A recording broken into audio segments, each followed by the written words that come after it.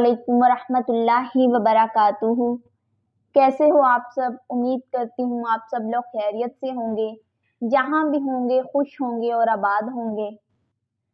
ہم نے سورۃ البقرہ سٹارٹ کی ہوئی ہے۔ لاسٹ ٹائم ہم نے سورۃ البقرہ کی آیت نمبر 39 تک اس کو ورڈ ٹو ورڈ ٹرانسلیٹ کیا تھا اور اس کی تھوڑی سی تفسیر کی تھی، اور آج ہم آیت نمبر 40 سے آیت نمبر 46 تک اس کو ورڈ ٹو ورڈ ٹرانسلیٹ کریں گے اور اس کی تھوڑی سی تفسیر دیکھیں گے۔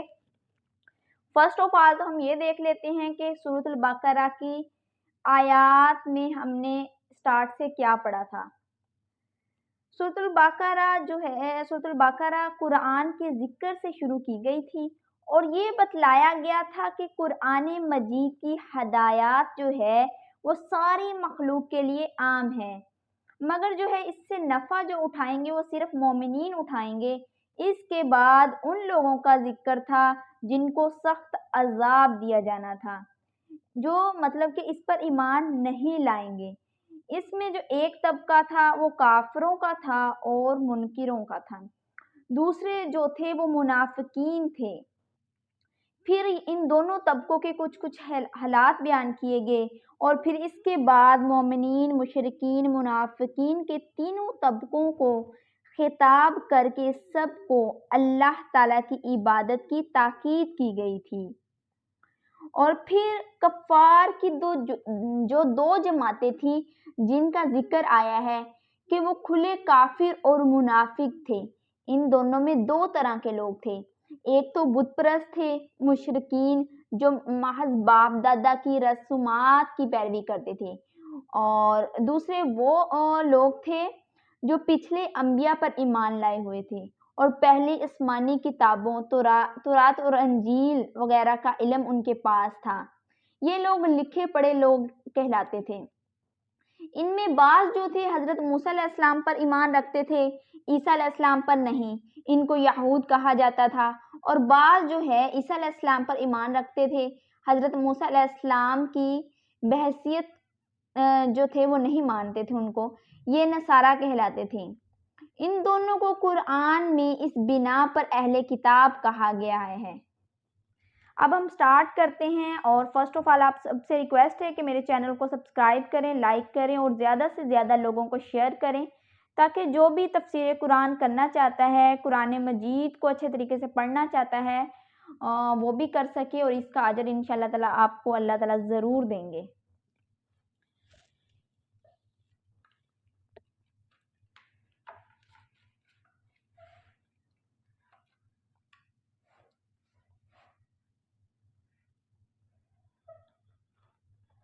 اعوذ باللہ من الشیطان الرجیم، بسم اللہ الرحمن الرحیم۔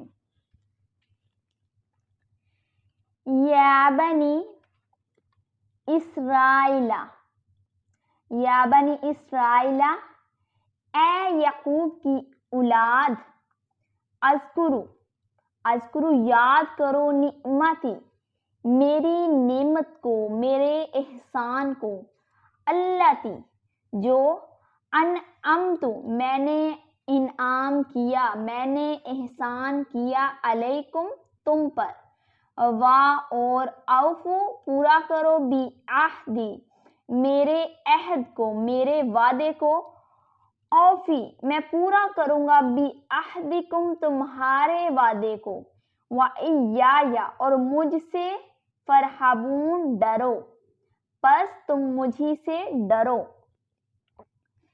اے یعقوب کی اولاد، اے بنی اسرائیل، یہاں پہ مطلب یعقوب کی اولاد اور بنی اسرائیل دونوں ہم کہہ سکتے ہیں کہ یاد کرو میرا وہ احسان جو میں نے تم پر کیا، اور میرا جو وعدہ ہے وہ پورا کرو، اور میں تمہارا وعدہ پورا کروں گا، اور صرف مجھ ہی سے ڈرو۔ یہاں پہ کس وعدے کا ذکر ہے؟ تو فرسٹ آف آل جو یہاں پہ ذکر آ رہا ہے یا بنی اسرائیل، اس کا کیا مطلب ہے؟ جو اسرائیل ہے وہ عبرانی زبان کا لفظ ہے، اس کے معنی ہے عبداللہ۔ یہ جو ہے حضرت یعقوب علیہ السلام کا دوسرا نام ہے، بعض علماء نے اس کے بارے میں فرمایا ہے کہ رسول کریم صلی اللہ علیہ وآلہ وسلم کے سوا کسی اور نبی کے نام معتد نہیں ہیں، صرف حضرت یعقوب علیہ السلام کے 2 نام ہیں، یعقوب اور اسرائیل۔ قرآن میں اس جگہ ان کو بنی یعقوب کہہ کر خطاب نہیں کیا بلکہ دوسرا نام اسرائیل کا استعمال کیا۔ اور پھر یہاں پہ کس وعدے کا ذکر ہو رہا ہے کہ مطلب اللہ تعالیٰ فرما رہے ہیں کہ تم میرے وعدے کو پورا کرو اور میں تمہارے وعدے کو پورا کروں گا۔ یعنی جو اس آیت کا مذکورہ ہے کہ اللہ تعالیٰ نے یہ وعدہ فرمایا کہ جو لوگ اس عہد کو پورا کریں گے تو ان کے گناہ معاف کر دیے جائیں گے اور جنت میں داخل کیا جائے گا، اور حسب وعدہ ان لوگوں کو جنت کی نعمتوں سے سرفراز کیا جائے گا۔ اس کا خلاصہ یہ ہے کہ بنی اسرائیل، تم میرا عہد محمد مصطفیٰ صلی اللہ علیہ وآلہ وسلم کی پیروی کر کے پورا کرو تو میں تمہارا جو وعدہ ہے تمہاری مغفرت کر کے اور جنت دے کے پورا کروں گا، اور صرف مجھ سے ڈرو، اور مطلب صرف مجھ ہی سے ڈرو، اور عوام الناس متقین مطلب جو لوگ ہیں ان سے نہ ڈرو۔ اس آیت کی تفسیر میں یہ بیان ہوا ہے۔ نیکسٹ جو ہے اور آمینو، ایمان لاؤ، بما اس پر، انزلتو میں نے نازل کیا، مصدقاً تصدیق کرنے والا، لما اس کی جو، معکم تمہارے ساتھ ہے، ولا تکونوا اور نہ ہو جاؤ، اول کافرین سب سے پہلے انکار کرنے والے۔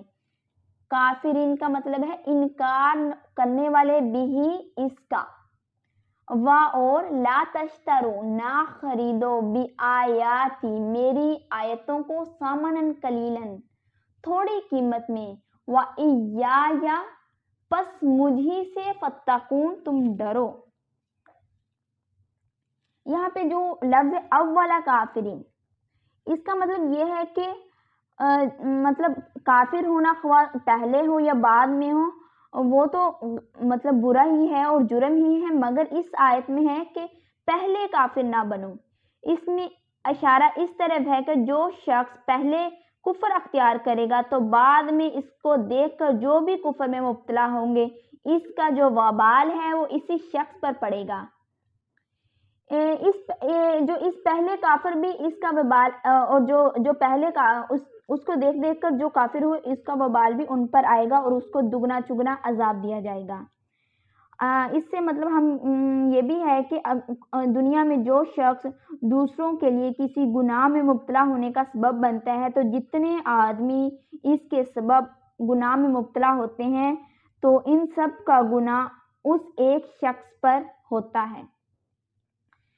نیکسٹ جو ہے وَلَا تَشْتَرُوا بِآيَاتِ ثَمَنًا قَلِيلًا، اس آیت میں اللہ تعالیٰ کی آیت کے بدلے قیمت لینے کی ممانعت کا مطلب ہے، مطلب قیمت سے منع فرمایا گیا ہے۔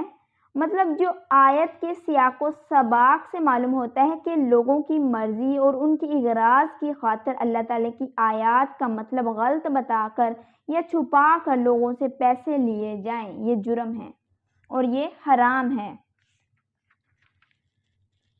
نیکسٹ جو ہے وَلَا تَلْبِسُوا الْحَقَّ بِالْبَاطِلِ، اس سے ثابت ہوتا ہے کہ جو حق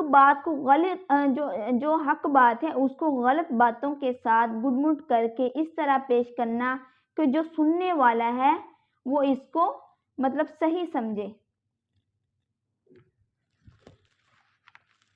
نیکسٹ وَلَا اور نہ، تلبسو تم ملاؤ، حق بالباطل باطل کے ساتھ، وَتَكْتُمُوا الْحَقَّ اور نہ چھپاؤ تم حق، وَأَنْتُمْ اور تم تعلمون جانتے ہو، اور حق کو باطل کے ساتھ نہ ملاؤ اور جان بوجھ کر حق نہ چھپاؤ، مطلب جو بات تمہیں پتہ ہے حق کی اس کو نہیں چھپاؤ، اور جو بات صحیح پتہ ہے تم اس کو غلط بیانی کرو، اس میں اپنی طرف سے کچھ باتیں ایڈ کر کے نہ بتاؤ، یہاں پہ یہ بیان ہوا ہے۔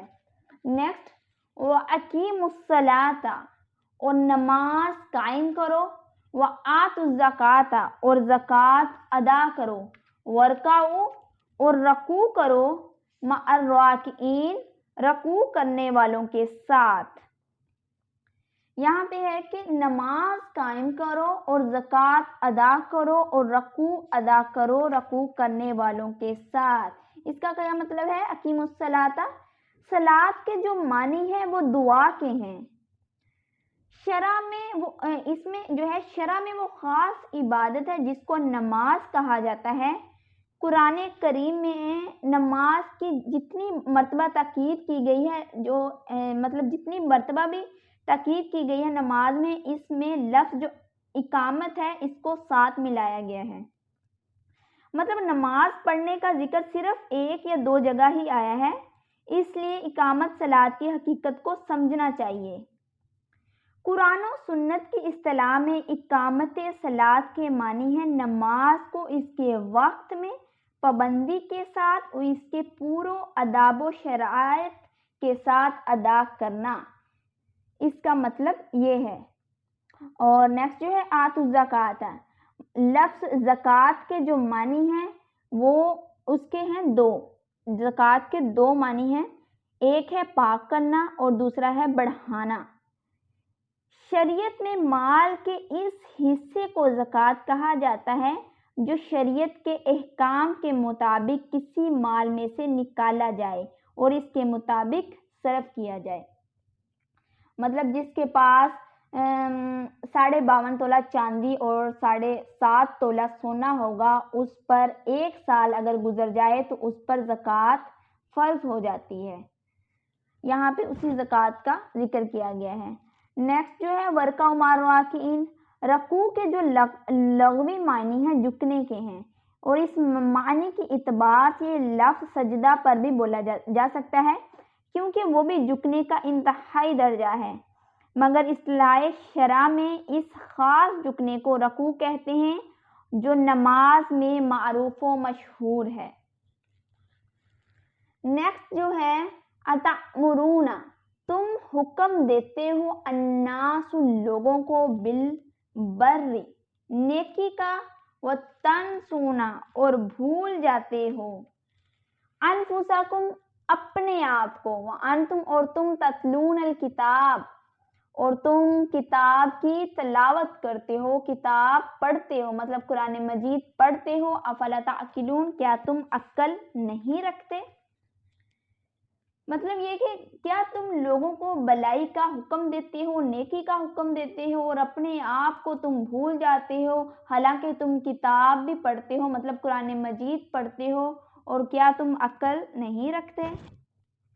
اس میں مطلب یہ ہے کہ جس کو مطلب دین کی باتیں پتہ ہیں اور وہ دوسروں کو تو حکم دے رہا ہے کہ تم یہ کرو وہ کرو، لیکن خود اس پر عمل نہیں کرتا، اس میں اس آدمی کا ذکر کیا گیا ہے۔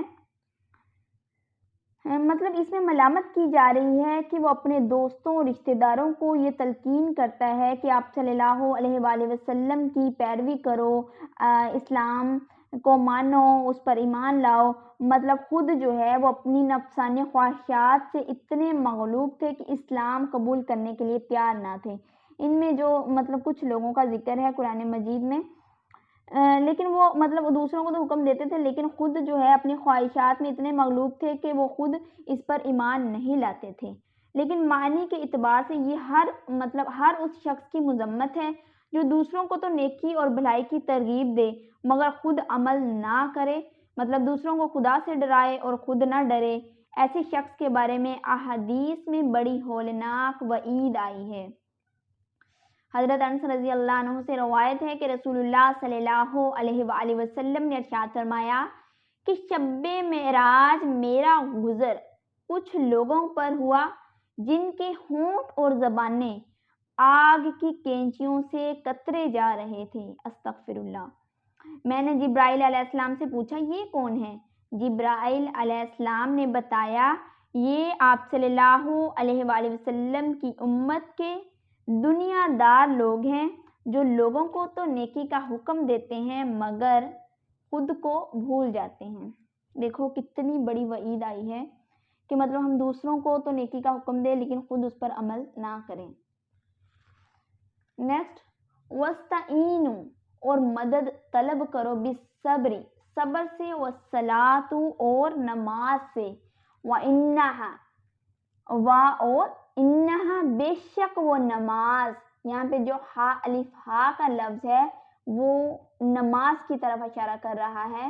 लकबीरतन, जरूरी है, इल्ला, सिवाय, अल खाशिईन, डरने वालों के लिए।